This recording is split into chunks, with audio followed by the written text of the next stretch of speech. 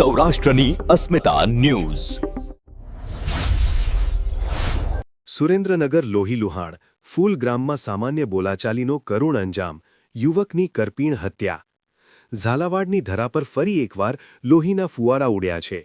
સુરેન્દ્રનગરના જોરાવરનગર પોલીસ સ્ટેશનની હદમાં આવતા ફૂલગ્રામ ગામે કાયદો અને વ્યવસ્થાના લીરે લીરા ઉડાવતી ઘટના સામે આવી છે.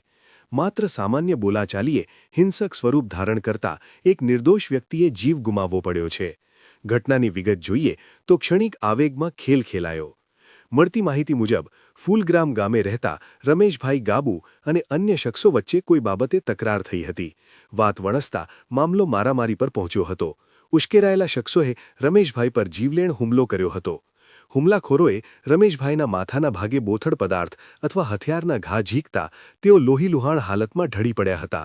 ઈજા એટલી ગંભીર હતી કે રમેશભાઈનું ઘટના સ્થળે જ કમકમાટીભર્યું મોત નીપજ્યું હતું. આ બનાવથી આખા ગામમાં સન્નાટો વ્યાપી ગયો છે.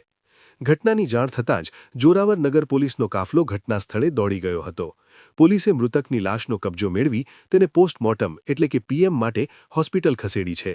હાલ આ મામલે હત્યાનો ગુનો નોંધી આરોપીઓને પકડવા માટે ચક્રો ગતિમાન કર્યા છે. સળગતા સવાલો. ક્યાં છે પોલીસનો ખૌફ? સુરેન્દ્રનગર જિલ્લામાં ગુનેગારો બેફામ બન્યા હોય તેવું ચિત્ર ઉપસી રહ્યું છે. જનતામાં હવે પોલીસનો ડર રહ્યો નથી અને કાયદો વ્યવસ્થાની સ્થિતિ જાણે વેન્ટિલેટર પર હોય તેમ લાગી રહ્યું છે.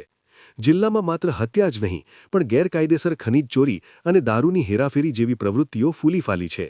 અધિકારીઓ માત્ર કડક હોવાની છાપ ધરાવે છે, પરંતુ વાસ્તવિકતામાં ગુનેગારોને કોઈનો ડર નથી. દિવસે દિવસે વધતા જતા ક્રાઇમ ગ્રાફને રોકવામાં તંત્ર નિષ્ફળ સાબિત થઈ રહ્યું છે. શું ઝાલાવાડની જનતા હવે પોતાના જ ગામમાં સુરક્ષિત નથી? ક્યારે અટકશે આ લોહિયાળ ખેલ?